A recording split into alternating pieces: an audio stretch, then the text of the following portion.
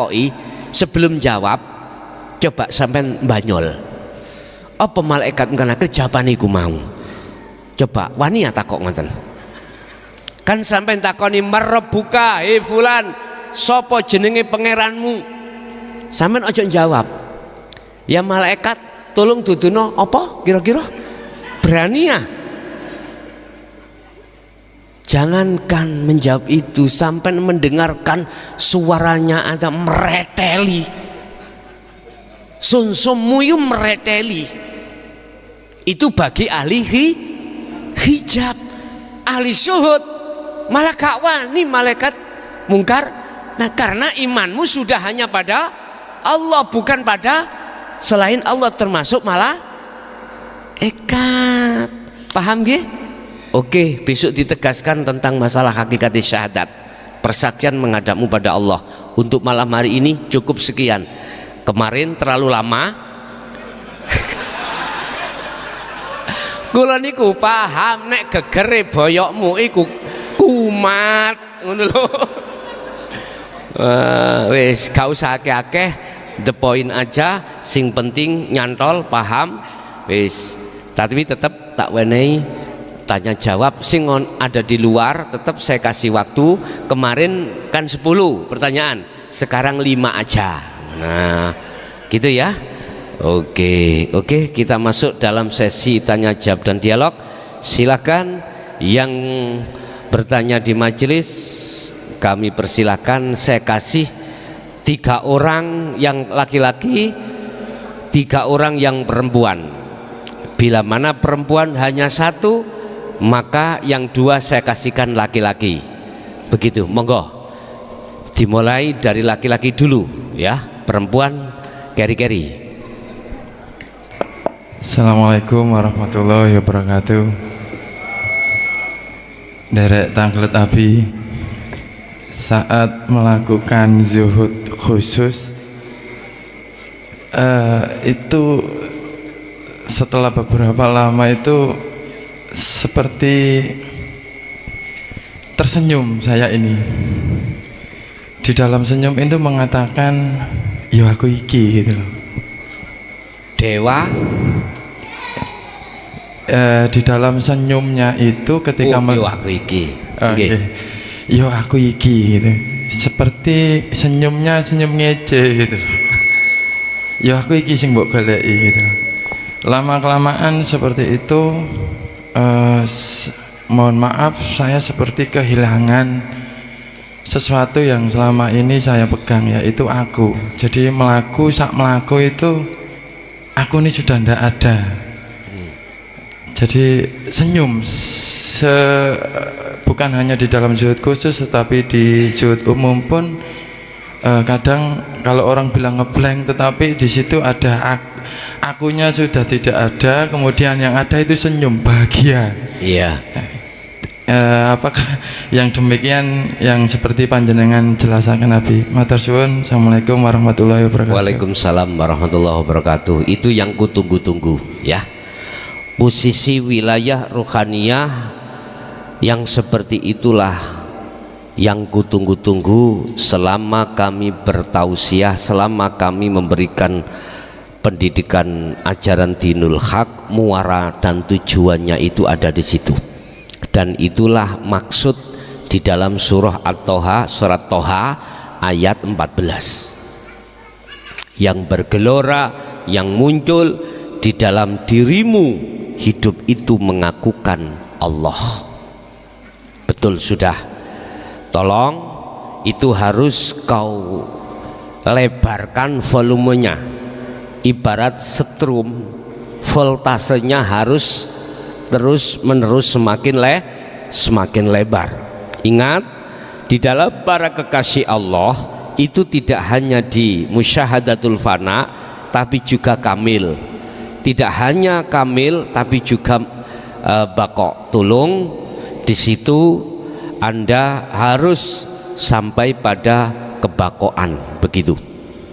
Mahfud ke maksum.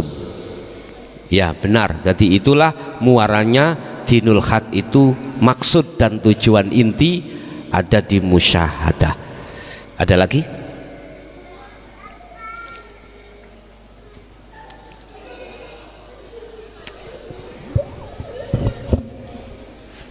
Assalamualaikum Gus. Waalaikumsalam. Perkenalkan, nama saya Diwanus dari Tulungagung. Dari Tulungagung. Ya. Saya tanyakan hakikatnya puasa Ramadan. Sudah cukup begitu aja. Assalamualaikum. Ya. Waalaikumsalam warahmah.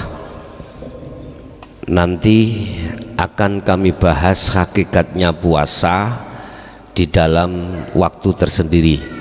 Tetapi nggak apa-apa karena ada yang tanya, secara ringkas saja. Ruhaniyahmu menjaga dari at-tauhid jangan masuk. Itu berarti puasa secara hakikat, Ramadan secara hakikat, bukan mencegah makan dan minum secara syariat jasmani, bukan, tetapi ruhaniyah menjaga selain Allah jangan sampai masuk. Itu puasa secara hakikat. Tapi bukan berarti puasa secara hakikat itu jatuhnya ada di dalam bulan puasa saja, ndak, tetapi juga di dalam bulan-bulan selain bulan Ramadan, setiap saat dan waktu, begitu. Oke? Ada lagi? Untuk laki-laki silakan. Besok tolong kasih mic lagi ya, sebelah sana yang jauh itu dikasih dengan kabel apa piye ngoten. Ya, silakan Pak. Assalamualaikum warahmatullahi wabarakatuh. Waalaikumsalam warahmatullahi wabarakatuh. Agak keras Pak, dereng buka nih Pak. Sampun. Oh sampun. Kaula saking Kudus Gus. Saking Kudus, silakan Kudus. Muhammad Akhris nami kula. Ajeng nyuwun teknik agar. Mohon permisi Pak, agak didekatkan dengan mic biar jelas suara. Saya rada budek masalahnya. Nggih. Nyuwun apa itu semacam teknik agar kami dalam posisi tidur itu kesadaran tentang aku masih terjaga. Nyuwun sistem, Nyuwun teknisnya bagaimana agar teknis apa? Dalam posisi tidur tetap kesadaran akunya tetap ada, masih ada ya. Nggih. Cukup sekian mawon. Assalamualaikum warahmatullahi wabarakatuh. Waalaikumsalam warahmatullahi wabarakatuh. Waktu tidur itu kesadaran akunya masih terjaga, artinya jenengan iki ketika mimpi sik ngakokno aku nih hamba gitu nggih. Oh ngaten. Oke. Orang yang tidur itu roihan Allah tarik. Orang yang mati ruh yang ditarik. Apa roihan? Kita bahasa Jawa punya sukma. Ya. Bahasa Jawa sukma. Ketika roihan itu ditarik, jasmani ini masih kembut-kembut. Artinya kembut-kembut itu masih bernafas karena ruh yang ada di jasad masih ada. Tetapi roihan apabila ditarik Allah, maka akal ini sudah tidak sambung terhadap urusan-urusan dunia. Orang yang tidur itu ada dua jenis.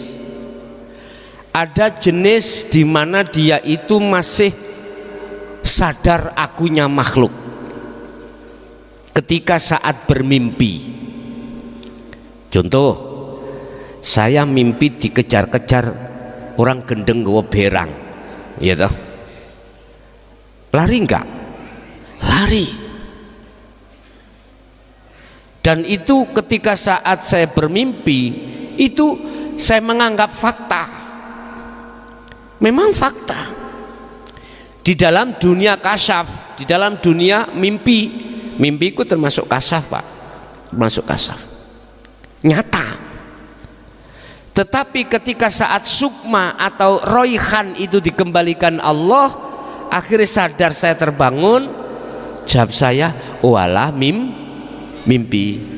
Jujur Pak, sebelum kami ditangkap polisi tahun 2010 digerobyok ning omah niki, sering saya dikasafkan Allah lewat mimpi kalau rumah saya diparani polisi, diobrak-obrak.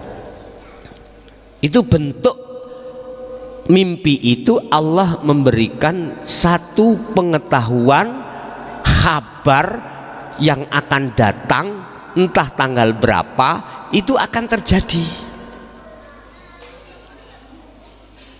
Ada mimpi orang tidur yang seperti ini. Ada juga yang kedua, orang tidur sudah lepas akunya, akhirnya tidak akan terasa di dalam tidurnya itu, alias tidak mimpi tidak mimpi apapun, ujuk-ujuk tiba-tiba sudah bang, diingat-ingat ya nggak ingat, nggak bermimpi. Ada dua jenis ini Pak. Lah, untuk menghilangkan kesadaran keakuannya hamba itu tidak jauh ketika saat kita itu di alam jaga ini, alam muhadharah ini. Secara fisik kita ngadepi apa yang ada di alam dohiriyah ini. Lah, bagaimana menetapkan caranya ruhaniyahmu itu tidak muncul akunya hamba makhluk yang berperan? Kembalilah kepada ayat ini. Kau harus menjadikan Allah sebagai imammu, berarti condonglah ruhaniyahmu terhadap Tuhanmu.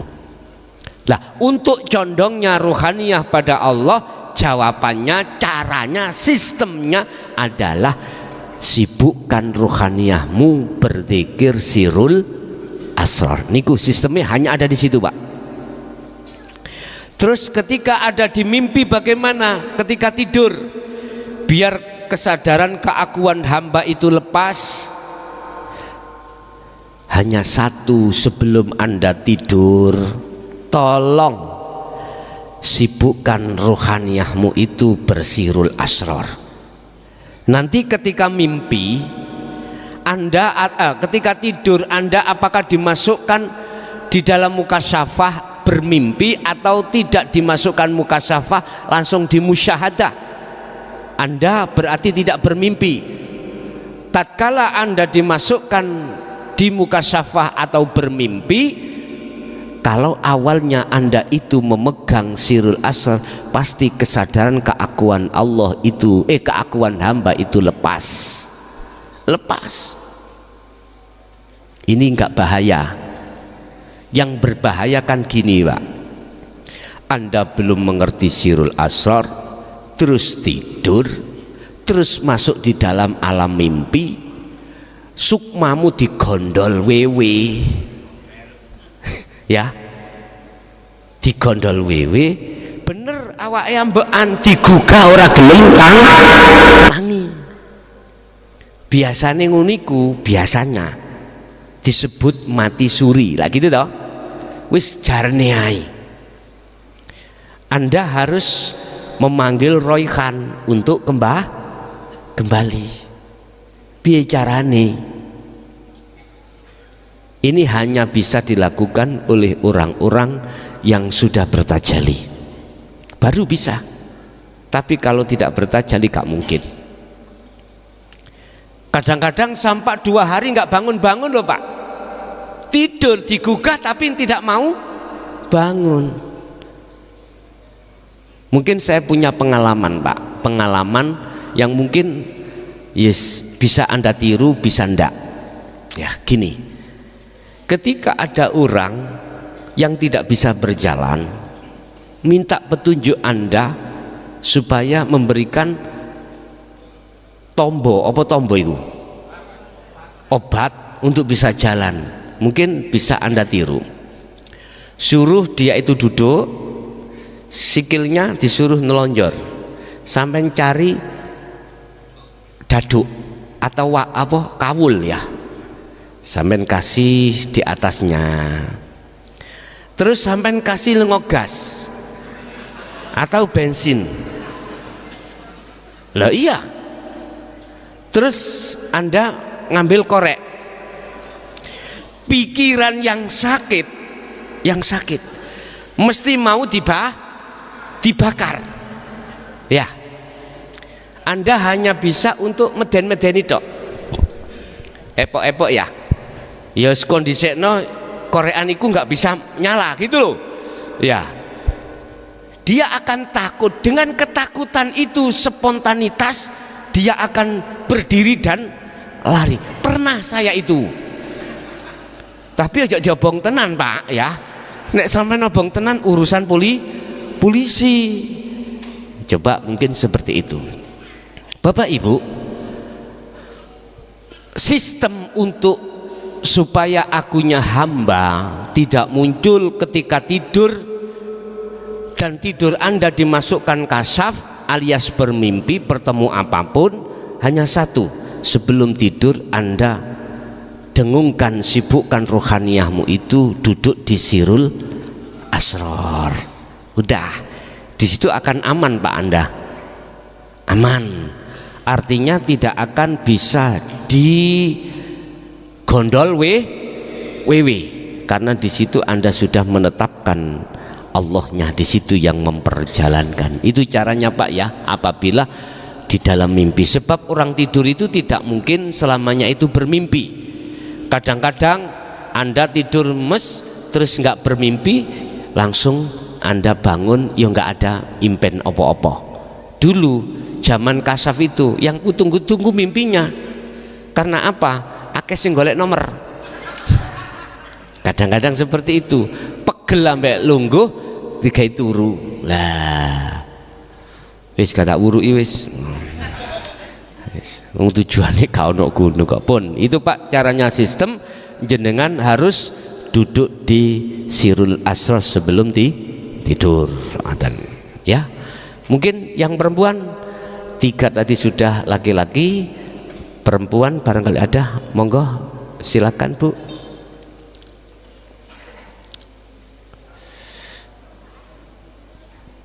Assalamualaikum. Waalaikumsalam. Ya, sik mohon izin Bu ya. Wonten sing nyelati nggih. Monggo Pak, silakan berdiri biar Saya mau menanyakan masalah menghadap atau menyembah eling. Nah ini di sini saya belum paham. Yang disebut eling itu yang bagaimana? Soalnya eling sama lalai itu beda tipis. Iya. Yang saya rasakan perasaan ini merasakan suatu kekosongan, terus ketentraman dan kedamaian, dan segala apapun yang dihadapkan Allah dengan saya, dengan ketidakcocokan hati ini, saya merasakan bahwa di situ itu Allah wis kendali Allah mau terus.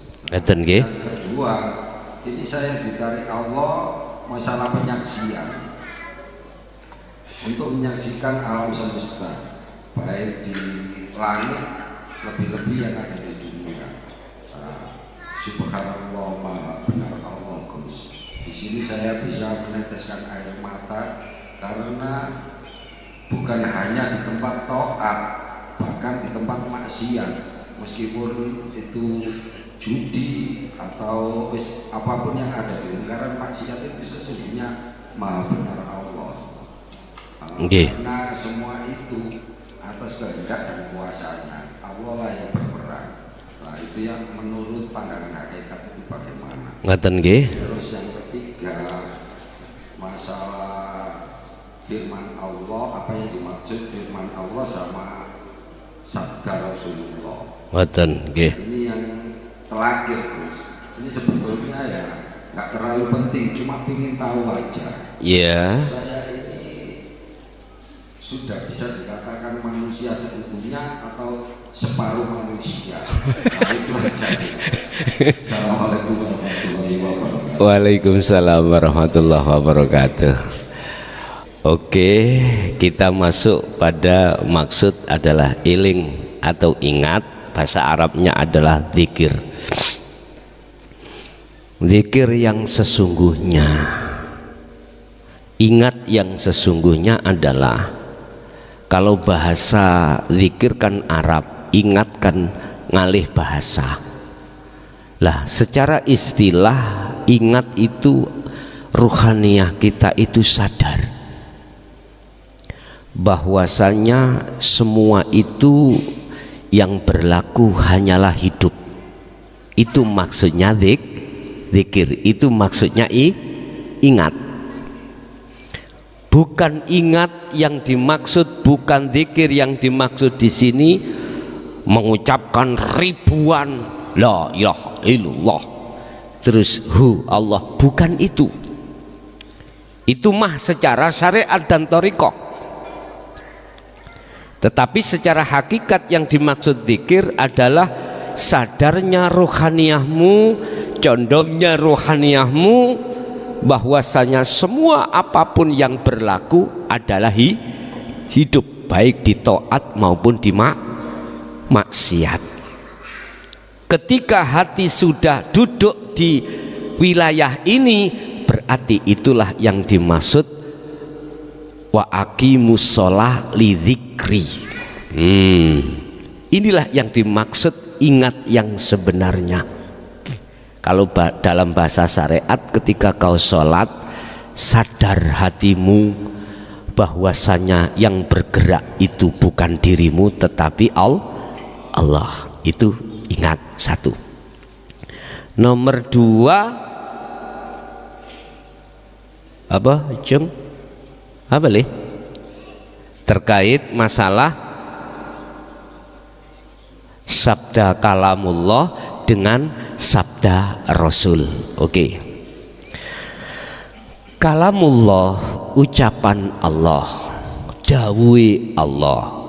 Sabda Rasul iku sabda ucapane Rasul. Kalau saya memakai kacamata syariat ini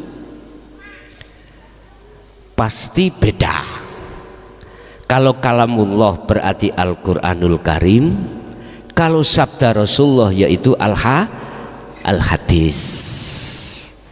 Al-hadis. Lah di dalam hadis itu ada rawi, ada yang menceritakan atas apa yang disabdakan Rasulullah. Contoh. Di dalam sabda Rasulullah itu tidak ada yang tertuang di dalam Al-Quran. Contoh, Rasulullah bersabda, innama bu'ithu liutammima makarimal akhlak. Aku tidak diutus oleh Allah ke bumi ini kecuali menyempurnakan akhlak.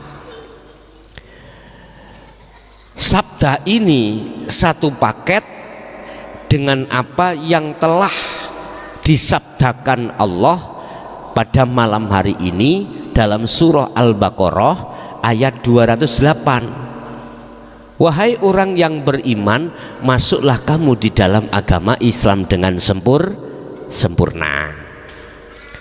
Sekarang sabda Rasulullah, maksud akhlak itu secara jasmani dan rohani. Kalau dalam Al-Quran itu Islam secara jasmani, syariat juga Islam secara rohani. Sama, cuman beda tulisan. Itu secara syariat. Lah kalau secara hakikat antara kalamullah dengan qala Rasul, orang itu sudah memandang hanya ahad. Yang bersabda itu hanyalah Allah, yang berkalam hanyalah Allah. Kok bisa? Iya, karena sudah tidak melihat Muhammadnya makhluk, melihat hidup dalam diri Muhammad. Siapa? Ya Allah lagi, hidup itu. Lah ini Pak, kalau kita memandang dari kacamata hakikat itu tidak ada bedanya. Makanya umat manusia akan terpecah dikarenakan beda persepsi, dikarenakan beda madhab, dikarenakan beda bendera yang ujung-ujungnya akan mengatakan yang mereka itu salah, yang benar kita. Itu pasti, Pak. Mohon maaf, umat Islam di seluruh dunia, khususnya di Indonesia, manakala ruhaniyahmu itu tidak kunjung kembali kepada Allah, perselisihan akan semakin melebar. Betul. Kalau perselisihan sudah semakin melebar, yang terjadi akan tertanamkanlah di dalam hati kita hasud, tertanamkanlah di dalam diri kita bener dewe, itu pasti. Mohon maaf, sekarang kita ngomong mazhab, saya mazhab Syafi'i, pasti di dalam konsekuensi saya mengatakan yang selain mazhab saya tak anggap salah. Begitu dengan mereka, sebaliknya sama. Sekarang kita lebarkan agama. Agama Islam mengatakan siapapun Anda kalau tidak memakai Islam salah semuanya. Akhirnya mengatakan innal ladzina kafaru. Nah gitu toh. Sama, mereka agama di dalam pendidikan dirinya juga gitu. Kalau tidak agama saya, kau itu tidak benar, gak selamat. Nah gitu toh. Perselisihan yang seperti ini di tengah-tengah umat Islam tentang agama, aku tanya, sampai kapan Anda terus berselisih seperti ini? Gegara nama Tuhan yang tidak sama, Anda akhirnya terjadi bunuh-membunuh. Ayo, sampai kapan? Aku tanya, sadarkah kau bahwasanya Anda, setiap diri manusia itu difitnah oleh nafsu di dalam diri kita? Innama amwalukum wa auladukum fitnah. Tahu? Nggak sadar kalau difitnah. Gak sadar. Anda akan sadar manakala Anda sudah masuk di dalam dinul haq. Ini sekarang secara fisik ngomong, di Indonesia itu banyak bendera, banyak partai, ya, bendera apapun. Sekarang di syariat ataupun di thariqah juga banyak bendera,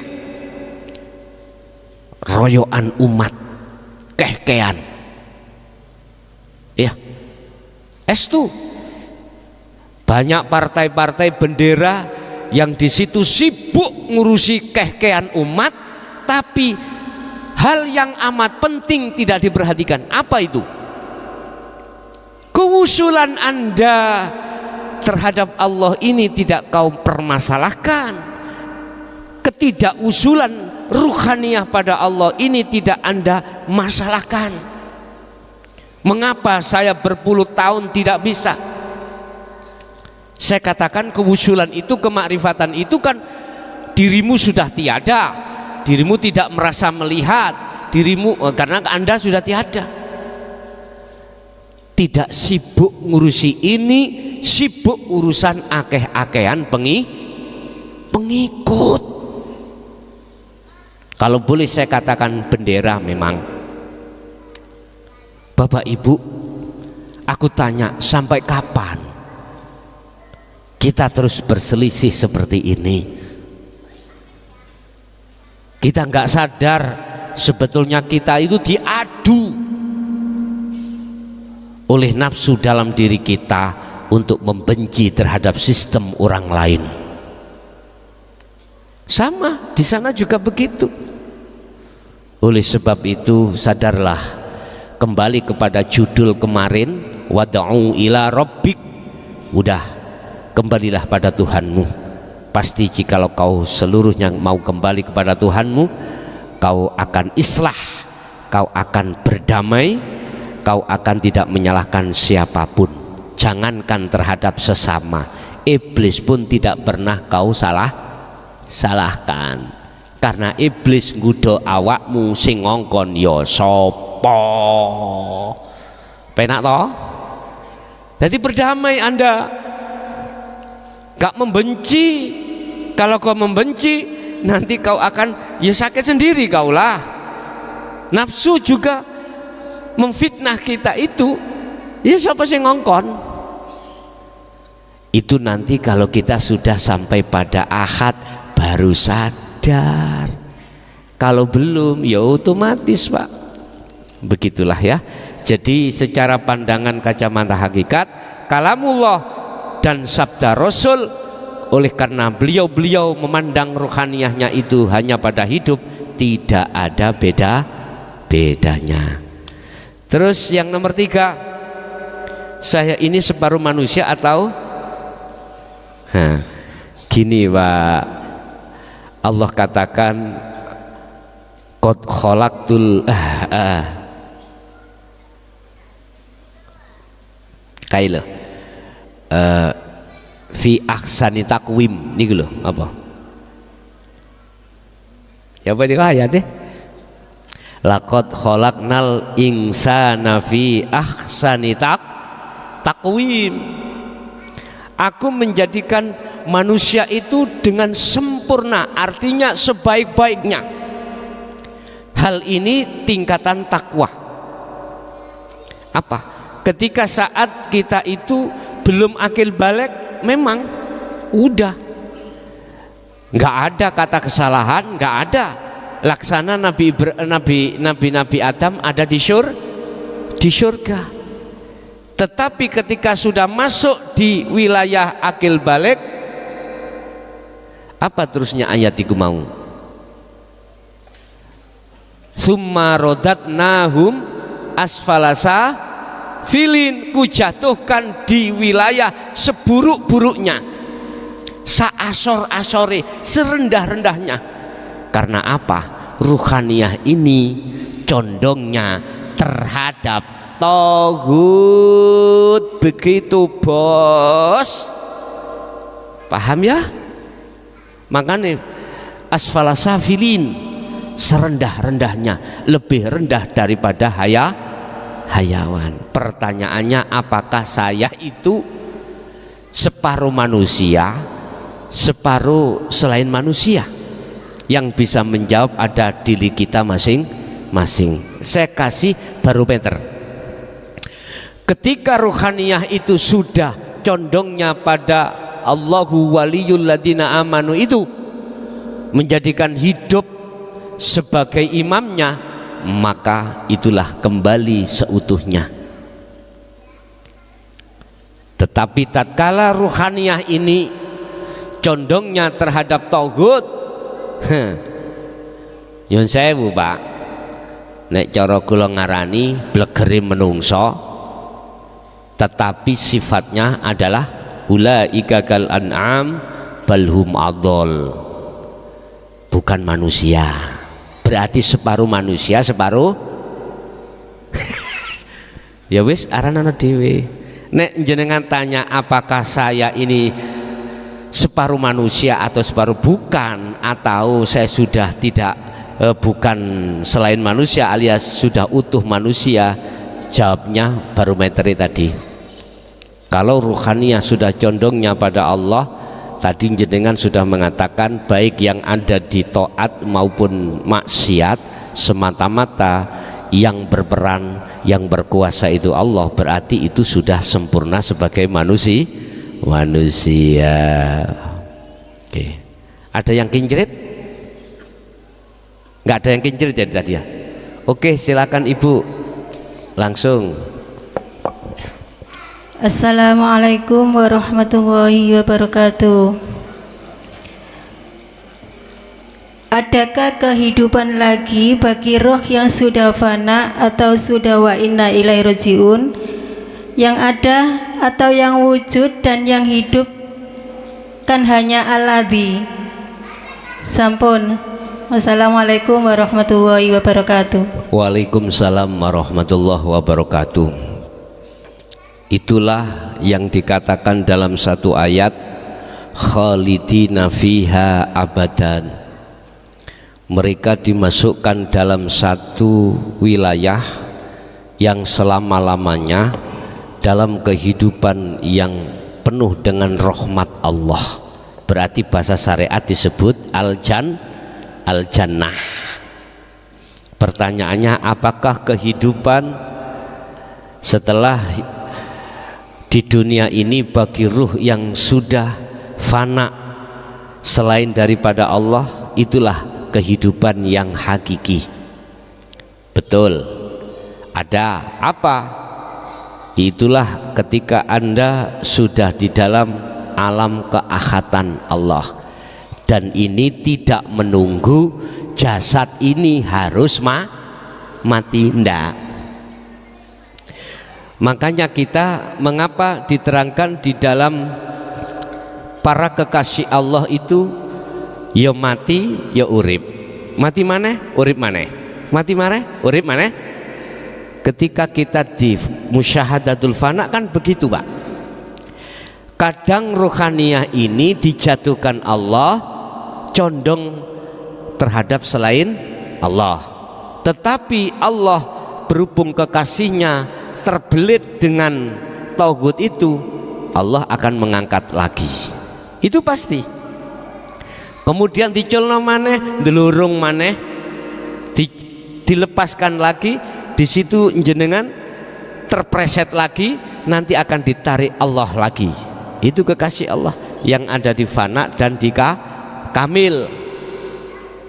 Lah, yang dibakok beda lagi. Kalau dibakok udah, dia tidak akan pernah ngalami kepleset, karena sudah beliau itu sudah dikondisikan Allah di dalam maksum. Kalau pertanyaannya apakah ada kehidupan lagi setelah rohaniyah itu difanakan terhadap selain Allah, itulah kehidupan yang abadi, itulah sejatinya kehidupan. Betul Bu, betul. Dan itu tidak menunggu jasmani kita itu sudah meninggal, tidak menunggu itu. Di dunia pun harus kita sudah melaksanakan seperti itu. Oke, ada lagi? Ibunya dulu. Ya, assalamualaikum Gus. Waalaikumsalam. Menurut syariat malam Lailatul Qadar niku kan 10 hari terakhir di bulan suci Ramadan. Kalau menurut hakikat pripun Gus untuk malam Lailatul Qadar? Matur nuwun. Lailah itu wengi, malam itu sifatnya gelap. Qadrin sesuatu yang terjadi. Siapa yang ruhaniyahnya itu gelap terhadap duniawiyah, artinya dia tidak condong terhadap tauhid, pasti akan terjadi padangnya terhadap Allah. Itu Lailatul Qadar. Lah, miturut hakikat Lailatul Qadar itu tidak hanya terjadi di dalam sasi Ramadan aja. Artinya ketika ruhaniyahmu itu jatuh di dalam keahatan Allah, itulah maksud Lailatul Qadar. Makanya di dalam Al-Quran Allah katakan, min alfi syahrin khairum min alfi syahrin, lebih baik daripada 1000 bulan. Artinya amaliyah apapun, bila mana kau sarengi, kau sertai dengan makrifat ruhaniyahmu terhadap Allah, maka itulah sebetulnya Lailatul Qadar. Jelas ya? Sepertiga dari sasi Ramadan yang jatuhnya jumhurul ulama mengatakan di malam ganjil.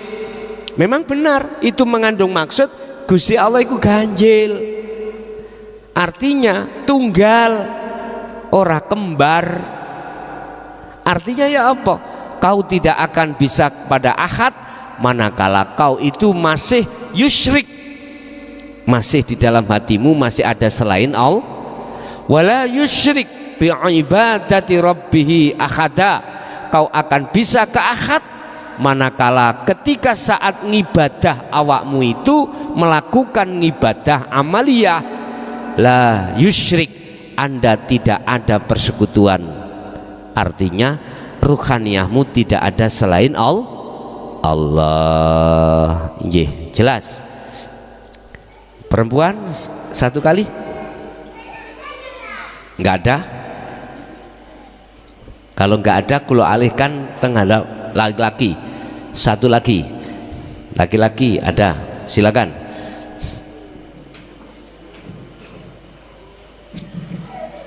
Assalamualaikum warahmatullahi wabarakatuh. Waalaikumsalam warahmatullahi wabarakatuh. Saya dari Karangkates, mau tanya Gus. Dari Karangkates. Karangkates, Ya. Malang. Betul. Nggih. Kami pemula, mau tanya, Al-Quran Muqaddim itu muncul secara otomatis dalam hati atau kalau membukanya bagaimana? Terima kasih.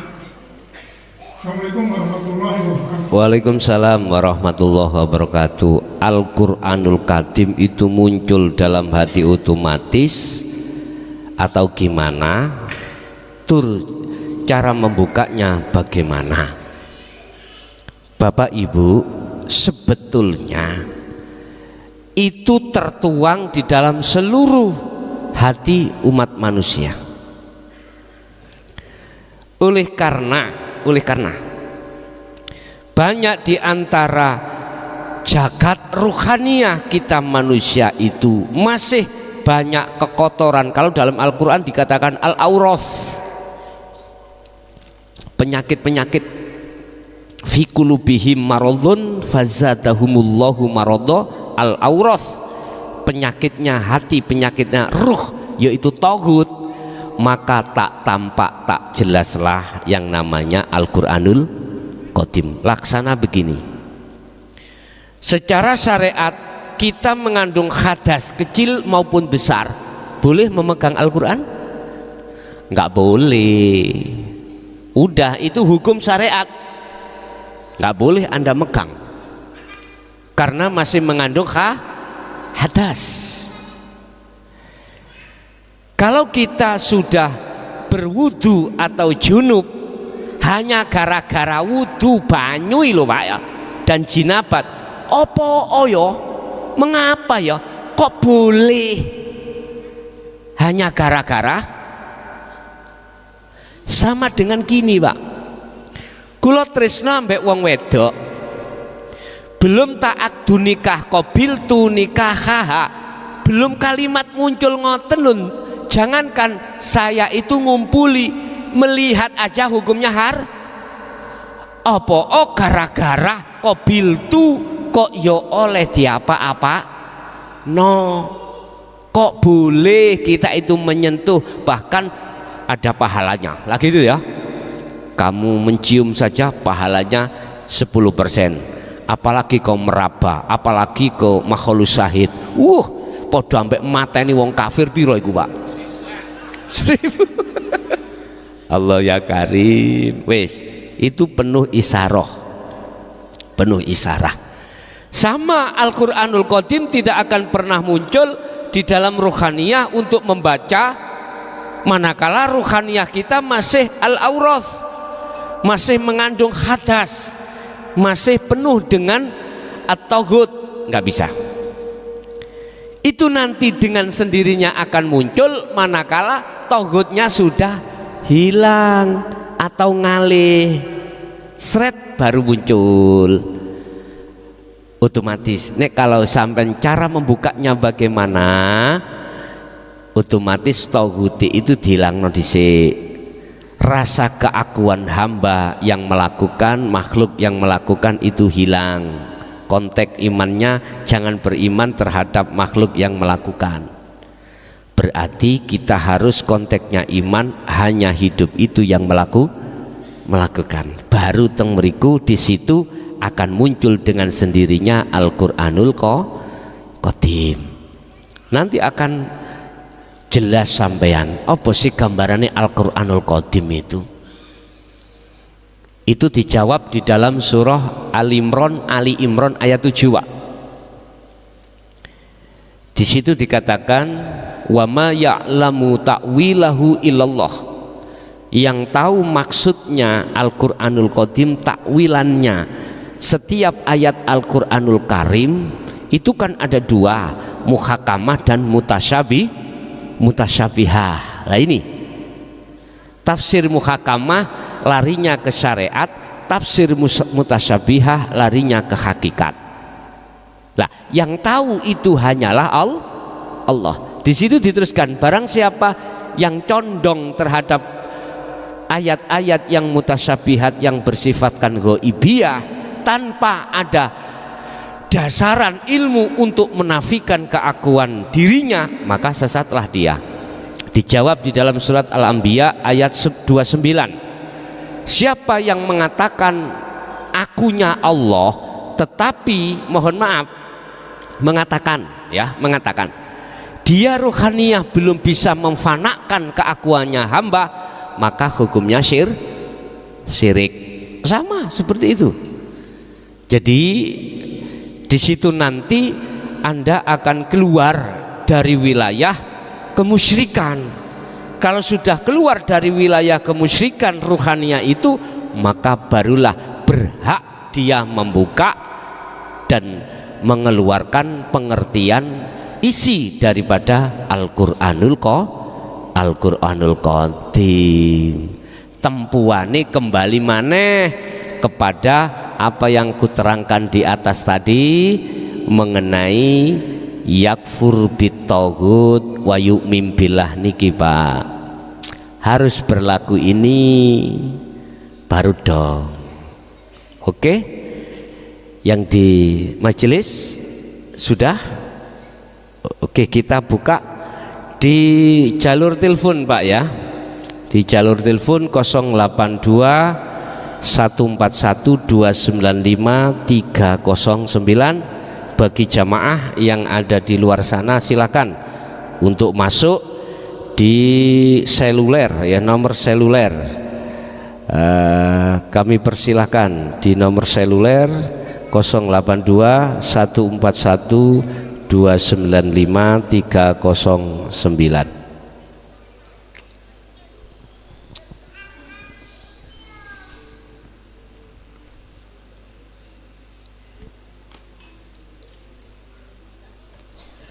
Oke, yang sudah masuk bisa kami terima.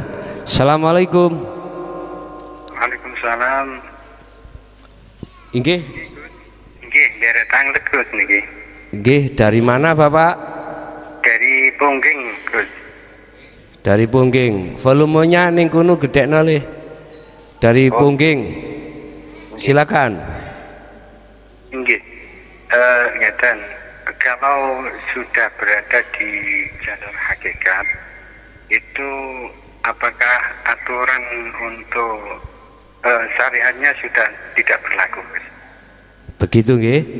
Oke, sampun. Misal contoh ketika kita sudah merasa nikmat di dalam sholat, kita sampai lupa bilangan rokaatnya. Iya. Itu apakah sah ataupun betul? Begitu Pak nggih. Nggih. Yang kedua niki Gus, ketika melakukan zikir sampai la ilaha illallah ke Allah, sampai kita cuman merasakan keluar masuknya nafas, itu kita berada di alam kegelapan, istilahnya sendiri, merasa sendiri dalam gelap. Niku pripun Gus? Lah niku pun jenengan pun masuk di dalam Sirul Asrar dereng? Nggih. Sampun. Sebelumnya pemula, cuman sudah melakukan niku ngaten. Nggih. Nggih. Sampun? Sampun ngaten. Nggih. Oke. Waalaikumsalam warahmatullahi wabarakatuh. Bapak yang ada di Pongging, apakah pertama kalau sudah berlaku hakikat hukum syariat itu lepas, khususnya di dalam waktu sholat? Yang kedua, ketika saat berkholwat itu mengalami satu kegelapan, alam kegelapan itu bagaimana? Oke, di belakang Pak Pungging bisa kami terima. Assalamualaikum. Waalaikumsalam warahmatullahi wabarakatuh. Selamat malam Gus. Malam. Dari mana Bapak? Dari Pak Jenggot dan Pasar Bali. Pak Hendro. Pak Dek. Pak Dek dari Denpasar Bali Gus. Denpasar Bali. Oke, silakan langsung pertanyaan Bapak. Gus mau tanya apa namanya itu Gus?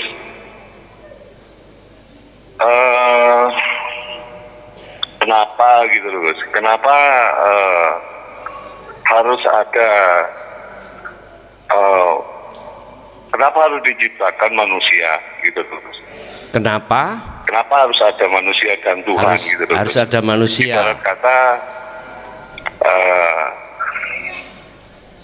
tanpa ada ayam tidak mungkin ada telur gitu Gus. Tanpa ada telur tidak mungkin ada ayam. Nah, ibarat kata seperti itu gitu Gus. Itu aja saya kira pertanyaannya Gus.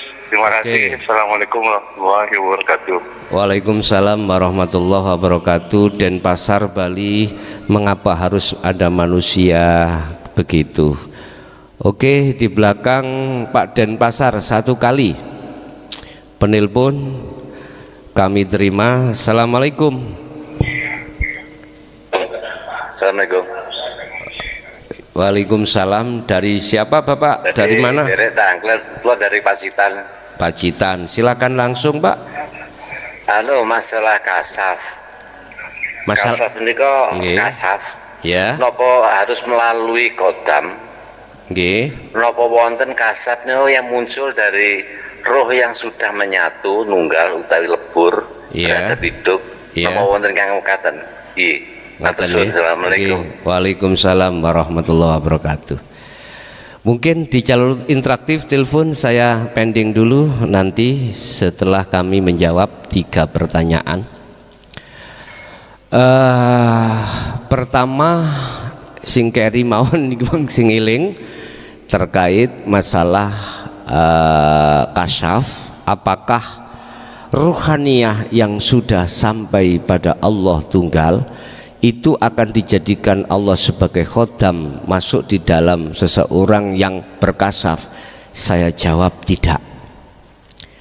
Sebab kalau mengatakan kasaf itu masuk di dalam makom mukasyafah, itu ada 2. 1 kasaf suwari, 2 kasaf maknawi.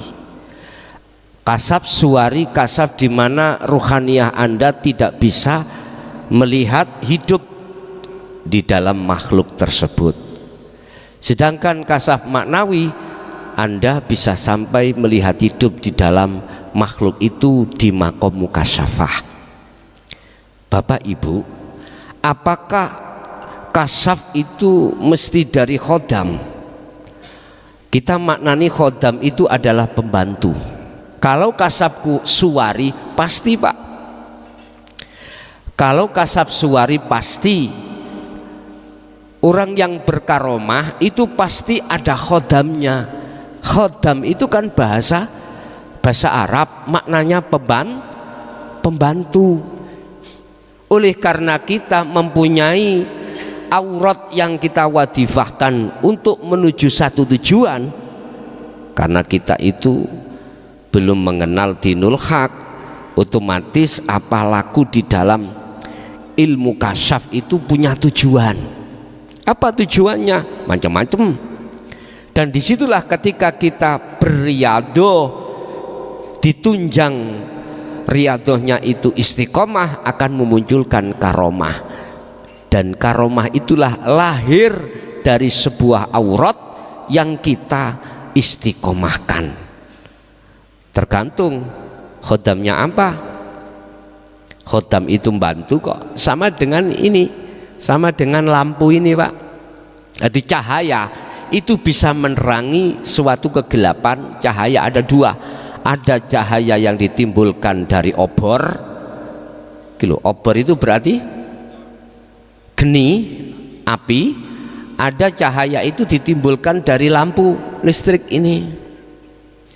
Anda mencari ayam yang hilang boleh dengan obor api, boleh dengan cahaya ini atau sentolop atau senter, silahkan.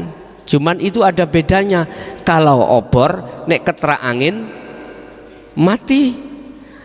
Kalau yang namanya senter atau lampu ini nggak akan mati kecuali kehabisan setrum. Kalau api ada dua hal unsur, kena angin mati, kehabisan minyak ya mati. Lah kedua-duanya bisa menerangi Anda mencari ayam yang hilang. Artinya Bapak Ibu, orang yang punya karomah dari sebuah aurat yang Anda wadifahkan, Anda istiqomahkan untuk menerawang, untuk melihat di dalam dunia kasyaf, bisa khodam dari jin, mohon maaf, bisa khodam dari malaikat. Yang ku maksud jin laksana obor, malaikat laksana lampu ini. Kedua-duanya bisa, Pak. Jadi ketika saat seseorang tamu datang ke rumah kamu menanyakan, uangku iki diambil sopo, diambil tuyul apa diambil tuyul ndase ireng, udah kau ritual karomah itu muncul, memberikan khabar terhadap dirimu. Oh, yang namanya uang itu dicuri ndase ireng. Ngomong siapa di situ? Salah satu keluarganya. Wes, namanya siapa? Ini padahal gak kenal. Akhirnya gini, sampean ojo kaget yo. Duitmu ilang iku dijogo anakmu dhewe, jenenge iki. Lah, ya ta? Cas pleng nggih. Wah, sampean nek golek duit gawampang ning kono. Aku gelem duduhno kene dhisik berapa? Wong ilmu ben aku riadoh tak ewangi kuru rambut dawa. Ngombene gak gelem ngombe liyane, gak mangan kerantin deng. Ngentekno kerat-keratan. Ya nguntung ae kula niku mboten jebol sing jenenge ginjal saya. Ya Allah, nggak tahu kalau itu termasuk faktor membikin rusaki ginjal. Akhirnya apa, Pak? Gampang di situ. Loh, ini berarti khodam. Iya. Jatuhnya kita itu di kasab suwari. Paham nggih? Kasab suwari. Tapi kalau jatuhnya kita di kasab maknawi, beda. Kita punya riyadhah, kita punya aurat untuk kita riyadhahkan, untuk kita istiqomahkan. Muncullah karomah, khodamnya muncul. Otomatis kalau jenengan iki berzikir masuk ini kasab maknawi, saking gedene zikir sir sampean. Tetapi jenengan sudah tahu sirul asrolnya ditumpakkan, disertakan ketika zikir sir, gak bahaya. Ini tidak ada unsur khodamnya dari aulia kekasih Allah, khodamnya tetap malaikat. Udah. Nek niatmu itu mau kau ingin seperti suwari, beda maneh.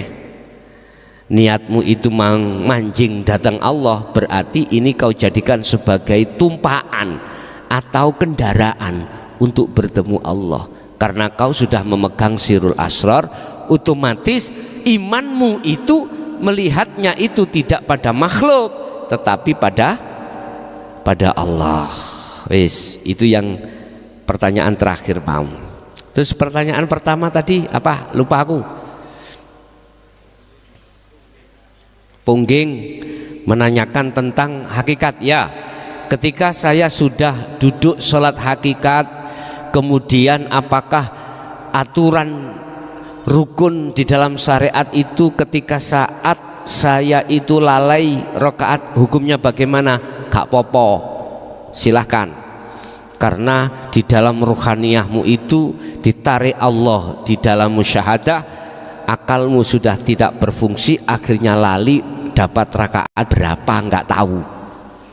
Ketika saat ada perselisihan rakaat, katakanlah subuh menjadi 4 rakaat, maka tidak apa-apa bagi dirimu walaupun kau jadi imam. Tapi sing rawame, sing gegeran makmumnya gitu loh, ya toh, nggak apa-apa bagi kamu. Bagi mereka makmum yang belum di situ itu bermasalah. Ketika saat makmum mengatakan subhanallah lah gitu toh, mengingatkan kalau sudah dapat 2 rakaat, Anda sudah tidak melihat makhluknya, malah dikira kongkon terus nang Allah terus lah.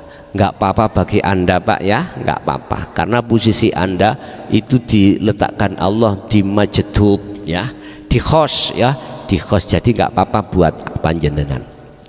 Dari pungging yang kedua terkait apa tadi? Mengapa harus ada manusia? Oke. Inilah Pak ya, ketika saat Allah mengatakan wa idz qala lil malaikati inni ja'ilun fil ardi khalifah, mengapa Allah harus menciptakan manusia di muka bumi ini? Mengapa? Lah inilah berlakunya hukum zahir. Sama, mengapa harus ada ayam?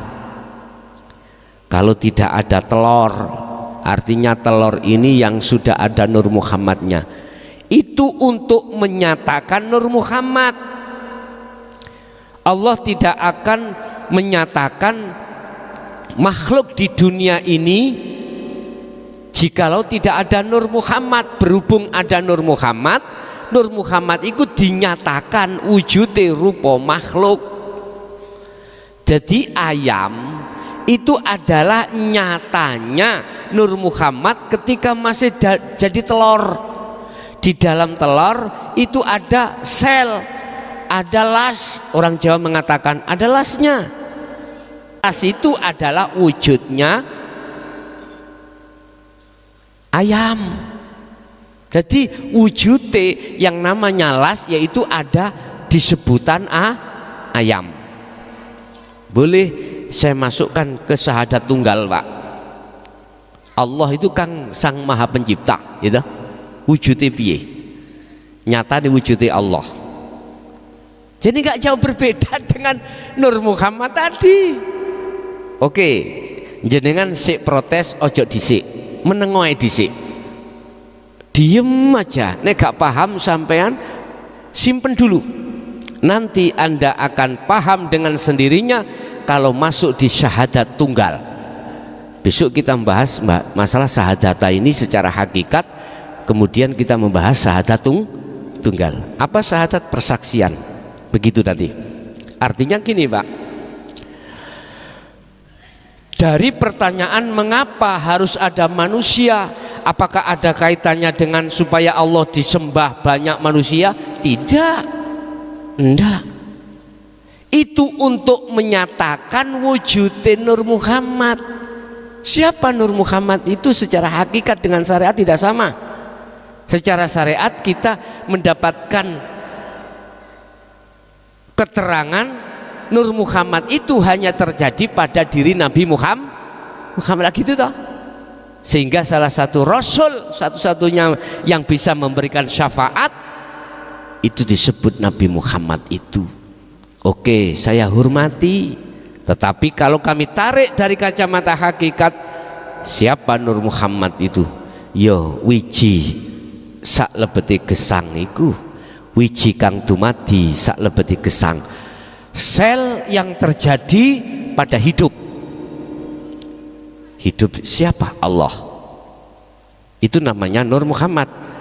Tak lahirno, yaitu sel di dalam nutfah yang nanti akan ditemukan oleh ovum, embrio. Akhirnya terjadilah manusia. Tapi ada makalah yang mengatakan Nabi Isa tanpa bapak yo ada lah gitu toh. Ini hukum apa? Hukum majas, hukum sifat jaiznya Allah. Allah bisa menciptakan, Allah bisa melakukan sesuatu manakala secara akal tidak bisa diterima. Saiki akal ngomong, Nur Muhammad bertemu terhadap apa jenenge ovum atau embrio, mbok, sel, apa nama kok sel, apa jenenge sel telur dalam mbok. Lalu Nur Muhammad ada di biung, ketemu, terus akhirnya terjadi jabang bayi. Masuk akal nggih? Oke, masuk akal. Mengapa dikatakan akal bisa menerima? Sebab kalau tidak ditemukan keduanya ini tidak akan terjadilah manusia. Apa tujuannya ini kok muncul manusia? Untuk, mohon maaf, menyatakan Nur Muhammad tadi. Sebab Nur Muhammad ini tidak akan nyata manakala tidak terjadi antara nutfah, sel di dalam nutfah dengan embrio. Begitu. Dengan ovum mang loh, enggak bisa nantinya. Jadi dengan praktisnya Allah menseimbangkan antara hukum syariat dengan hakikat semata-mata untuk menyatakan makrifat datang Gusti Allah. Artinya gini, dengan adanya hukum syariat atau laku dohir ini semata-mata untuk menyatakan wujudi Allah, untuk menyatakan hakikatnya yang disebut ma'rifatullah. Contoh. Sekarang apa yang berlaku pada jasmani yang disebut hukum syariat ini, manakala tidak ada hidup bisa terjadi enggak? Enggak terjadi. Untuk menyatakan nyatanya hidup itulah akhirnya ruhaniyah ini harus iman terhadap hidup itu yang terjadi pada syariat, bahwasanya yang berlaku hanyalah Allah, hanyalah hidup. Ini hanya terjadi pada diri seorang manusia yang ruhaniyahnya sudah condong hanya pada hidup. Berarti nyatane hakikat yaitu makrifat. Syariat ilmu, thariqah jalan, hakikat tujuan, makrifat nyatanya tujuan. Akhirnya diputer balik hukum itu, nyatanya makrifat itu yaiku wujud sing ada di syariat. Jadi kesimpulannya, bah bingung bandakwi, kang reken aku. Jadi kesimpulannya, mengapa manusia harus diciptakan itu untuk menyatakan wujudnya Gusti Allah. Wis titik. Terus pertanyaan dari orang Bali. Oh, Bali sudah pertama. Yang ketiga,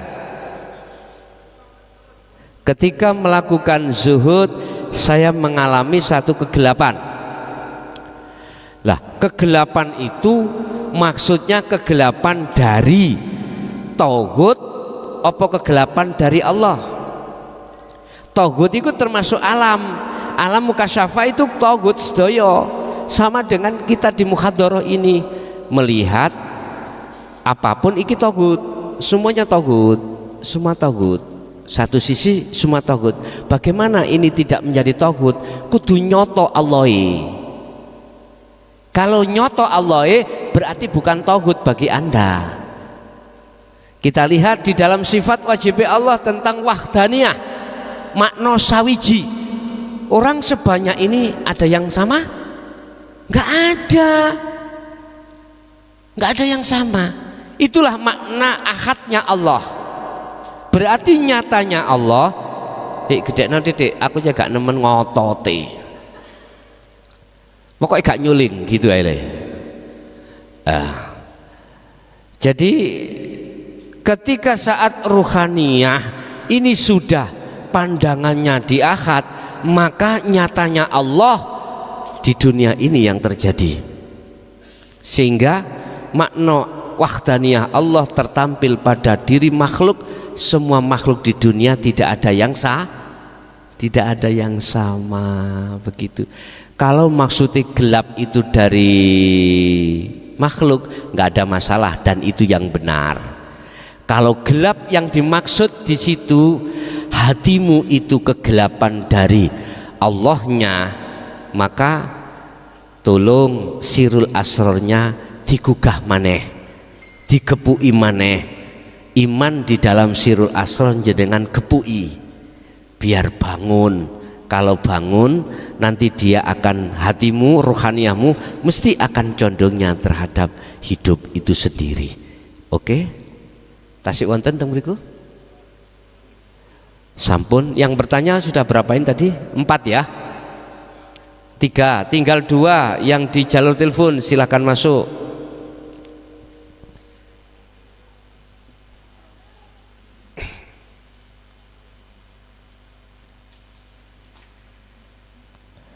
Di jalur telepon 082 141 295 309, silakan masuk. Kalau yang ingin bergabung, tinggal 2 penanya di jalur telepon, kami tunggu.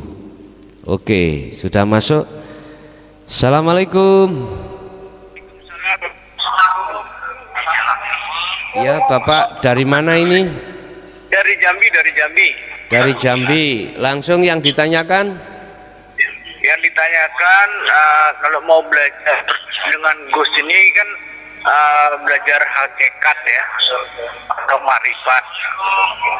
Nah, yang kami tanyakan bahwa apakah Gus ini seorang mursyid? Pak, tolong jauhkan dari YouTube-nya Pak, suaranya biar tidak kembali ke sini. Oh iya. Matikan dulu ya YouTube ya. Kecilkan dulu. Iya. Iya. Jadi Gus ini apakah seorang mursyid? Kalau dari seorang mursyid, apakah silsilahnya dari mana? Oh, takok silsilah Bapak, gitu. Iya. Okay. Saya tanya silsilah Gusnya. Ya, mohon maaf. Ya, assalamualaikum. Waalaikumsalam warahmatullahi wabarakatuh. Mungkin Bapak kemarin tidak mendengarkan penjelasan daripada terkait masalah nasab Pak ya. Mohon maaf Pak ya. Berdasarkan surat Al-Baqarah ayat 256 tadi, la ikraha fiddin qad tabayyana ar-rusdu minal ghayy. Ajaran ini tidak ada unsur paksaan ya. Terkait jenengan pingin tahu nasab saya ya tah, atau sanad-sanad ke atas, mohon maaf Pak ya, kami memegang pesan dari pada Mbah Buyut saya untuk tidak boleh membuka nasab, mohon maaf. Terus akan menjadikan Bapak itu tidak yakin dan tidak condong tentang ajaran dinul haq, mboten nopo-nopo, tidak apa-apa. Bapak keluar saja ya dah. Sebab kami itu enggak butuh pengikut, enggak butuh. Sungguh jujur kami enggak butuh penumpang. Tapi kalau Gusti Allah menumpangkan jenengan terhadap kendaraan saya juga tidak mau menolak. Inilah mungkin jawaban mengapa selama ini Jaya Baru tidak pernah berbicara tentang materi. Mohon maaf, kami disalahkan kalau bicara tentang materi, artinya minta, tetapi tidak boleh di situ saya untuk bicara itu, sehingga mulai berdirinya Ponpes Jaya Baru itu tidak pernah menggalang donatur, tetapi umat manakala itu dengan kesadarannya sendiri, dengan hati digerakkan Allah untuk memberikan, pengurus tidak boleh menolak di situ. Sampai lihat di luar malah banyak yang dibuat atas nama ajaran hakikat, tapi ujungnya adalah materi. Lah Bapak yang ada di Jambi, sekali lagi saya mohon maaf, kami tidak berani membuka masalah nasab. Jikalau tidak saya buka menjadikan hati Bapak Mamang, silahkan untuk keluar. Kami juga enggak butuh, paham ya? Mohon maaf, penumpang itu macam-macam Yohan, iya toh. Nah, apakah Bapak tanya itu enggak salah? Enggak salah Bapak. Mungkin Bapak kan terasumsi dengan sistem ketika saat kita di thariqah harus jelas iki nasabe anake wong tukang rampok, apa anake kiai, apa anake mursyid lah gitu dah.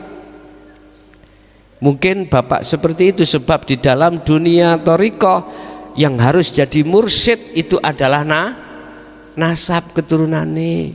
Mungkin konten saya ada yang mengatakan perkara sing nerusno dinul haq tidak harus nasab, siapapun yang digendaki Allah. Mungkin nanti kita buka dalam surah apa saya lupa, ketika malaikat itu diperintahkan Allah memberikan wahyu terhadap hambanya yang dikehendaki, itu tidak membahas nasab. Wisa, tidak membahas nasab.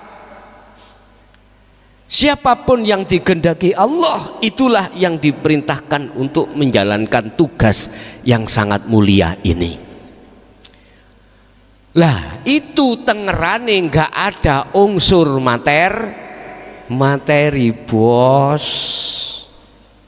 Kalau niki mbelenger yo dibujuki di tengah-tengah itu loh Pak, wes sak mblengerin di sini dibujuki. Ya Allah Bapak, saya nggak menyalahkan jenengan karena jenengan sudah didoktrin dengan fatwa yang mengatakan hal ini ya, tentang nasab kudu jelas. Nek gak nasabe ya monggo Pak, aku gak meksa sampean. Gelem ya monggo, gak gelem ya dudu urusaku. Wis ngoten mawon, penak-penakan mawon. Umpama kula ngomong, Pak, kula niku nasabe wong tukang nyenuk. Misale ya wis. Jelas jenengan lari lah. Pak, kula niki nasabe dzurriyyah Rasul. Oleh mengabdi sampean nyun sewu. Robitoh jenengan iki makhluk Pak, tak kandhani ya. Sampak bokong sampean trepes. Kalau robitoh ruhaniyah sampean terhadap selain Allah hidup, tak jamin nggak akan bisa sampai pada Allah. Udah, wanita ruan saya berani, tes-tesan berani, ya. Coba robitoh kui terhadap selain Allah kebulet dengan selain Allah sendiri, ujung-ujungnya Anda itu saktri mondrokuno lu estu. Tapi coba jenengan robitohnya langsung pada Allah. Jangan memakai akal Bapak ya. Kalau memakai akal kita mengikuti hukum akal. Nanti bila mana tidak masuk di dalam itu, maka kita akan menolak. Mohon maaf ya. Di dalam hukum syariat kita sudah mengenal yang namanya mukjizat jatuhnya hanya pada Rasul. Lagi lah. Lah, karomah jatuhnya tabi'in, porok alim ulama. Nek nang sampean jatuhe iku bisikan wisik roha. Yun sewu, iki rumus di dalam hukum syariat. Manakala ada seseorang zaman sekarang itu menyampaikan sesuatu dengan bahasa wahyu, mesti ditolak. Apa sih wahyu itu? Adalah sabda Allah yang disampaikan terhadap makhluknya. Apa gak iso ta Gusti Allah nyabdo langsung murui nang hambanya yang dikehendaki walaupun tidak ada unsur nafas nasab yang kita anggap sebagai para kekasih Allah. Allah gak mampu tah. Kalau kita mengatakan bahwasanya itu harus datangnya dari dzurriyah atau nasab, mohon maaf, berarti kita telah membatasi kekuasaan Allah. Kapan Allah itu terbatas, Pak? Al-haqqu laisa bimahjubin. Allah tidak bisa dibatasi dengan apapun. Wa innamal mahjubu anta. Sedangkan yang terhijabi, terbatasi itu adalah Anda atau kita sendiri. Nggih, sekali lagi Bapak yang ada di Jambi, jujur kami tidak boleh membuka karena sudah pesan mulai zaman dulu sudah tidak boleh kami buka. Urusan Anda panjenengan mau mengikuti ajaran Dinul Haq ini atau tidak, itu bukan urusan saya. Jujur karena saya tidak mencari pengikut. Saya ini balagum minkum mubin. Saya hanya menyampaikan terhadapmu perkara yang jelas. Urusan kok anggap gak jelas, yo terserah. Saya sendiri sudah siap dicaci dimaki, gak ada masalah bagi saya. Uripku yo urip ning awakku iki ning donya iki lho ya, kari pirang tahun sih rek. Ya, disitulah bersukalah kau jikalau dicaci orang, bergembiralah kau tatkala dicaci orang, tapi bersedihlah kau tatkala dipuja orang. Begitu. Nggih, ngoten mawon Pak, mungkin ya sing kula jawab. Bila mana jenengan belum lega, bisa langsung dari Jambi meluncur ke sini. Begitu. Nggih? Ada lagi? Enak ya pertanyaannya ekstrim-ekstrim tok. Makanya kemarin sudah langsung saya katakan jangan tanya tentang nasab dan lain sebagainya, sebab nanti kau akan terjebak di dalam nasab bisa jadi. Wah bahaya Pak, nanti Anda akan masuk dalam zona kasab suwari tambahan pun. Dari awal sampai akhir apa yang telah disampaikan dan kita terima, semoga apa itu ilmu menjadikan pembukanya hati kita pada Allah menjadi satu ilmu ingkang barokah manfaah baik bagi kita maupun anak putu kita ila yaumil qiyamah. Lahumul Fatihah.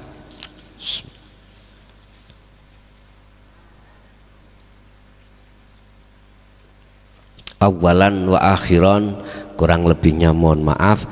Akhirul kalam, assalamualaikum warahmatullahi wabarakatuh.